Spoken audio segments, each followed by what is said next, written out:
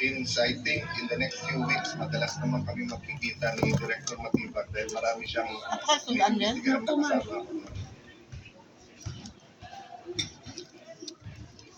Habang si Escudero nilinaw kung may pagkakaiba ba sa pananaw ng NBI kung ang kinausap ni Vice President Sara Duterte para patayin si Pangulong Ferdinand Marcos Jr. ay may military background. Kung walang military background, walang background kaugnay sa paggamit ng anumang uri ng armas, o walang background kaugnay sa anumang karahasang nagawa niya sa kapwa niya, may basehan din po yan para sabihin yung kabaligtaran, di ko ba? Titingnan po natin.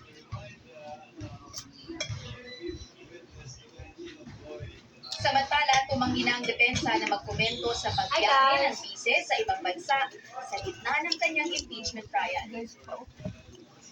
Alvin, maagang nagsara yung pagtatalakay o pagpresenta ng prosecution panel doon sa Article 4 o grave threats dahil 6 na araw lamang yung kanilang ginugol para ipresenta yung kanilang mga witness at mga testigo at mga ebidensya sa Senate Impeachment Court. Ito ay halos kalahati lamang ng original 11 days na schedule. Samantala, Alvin, magpapatuloy ang Senate Impeachment Trial sa susunod na Miyerkules, July 29 sa bago nitong oras na 10 a.m. hanggang 3 p.m. Alvin. So, Katrina, may balita na ba kung ilan ang testigong isasalang ng konstitusyon sa panibago na namang pagdara? Iwan na natin yung Article 4, punta na tayo sa Article 2. Article 1, Alvin, Article 1. Misuse ng confidential funds ng Office of the Vice President at Department of Education. So far, ang inihayag pa lang ng prosecution na ipapatawag ay yung dalawang dating managers ng Land Bank, particularly yung branch ng DepEd at yung branch naman ng Shaw Boulevard. At bukod dun sa dalawang yon ay hindi pa sinasabi in advance ng prosecution kung sino pa yung balak nilang ipatawag para sa pagtalakay ng naturang article of impeachment sa susunod na linggo. Alvin. Dati sa na lang, may aksyon na ba ang Senado doon sa napaulat na request ng Vice President kaunay sa pagpapasagot sa Senado o sa impeachment court ng gastos sa kanilang pagkain, pero sila din ang pipili sa caterer? Totoo ba yun?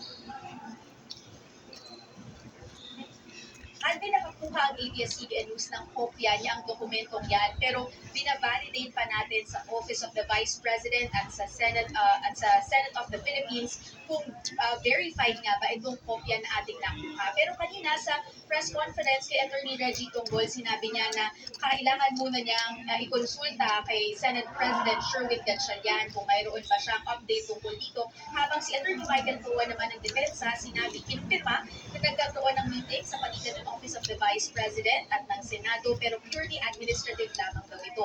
Hindi siya, wala siyang ganap na detalye tungkol doon sa mga napag-usapan, pero ayon sa kanya, so far as Michael Cua is concerned, ay sila pa rin ang nagbabayad ng kanilang pagkain sa Senate impeachment trial sa ngayon. Alvin. Maraming salamat, Katrina Domingo. Naghain po ng not guilty plea si Senador Rodante Marcoleta at mga kapwa-akusado na dating magbabatas na si Mike Defensor at negosyanteng si Joseph Espiritu ng basahan ng sakdal sa Sandigan Bayan para sa mga kasong plunder at paglabag sa Presidential Decree 46 ngayong Miyerkules. Kung ngayon po sa umunoy hindi pagdeklara ng senador na natanggap niya 75 million pesos halaga ng campaign donation. Nauna ng naghain ng not guilty plea sa plunder case sina Defensor, Espiritu at negosyanteng si Aristotel Viray. Bago naman basahan ng sakdal kanina si Defensor para sa paglabag sa Decree 46, nagpasaring siya kina dating House Speaker Martin Romualdez at dating Public Works Secretary Manuel Bonoan.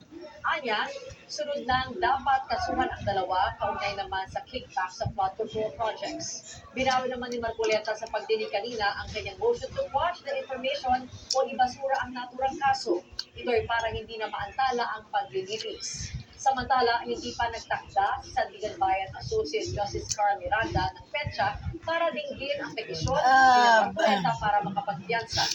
Itinakda naman ang free trial sa kaso sa August 10, kung saan inaasahang mamarkahan ang mga ebidensya sa kaso. Ano ba katos lay kalin? Nanguna si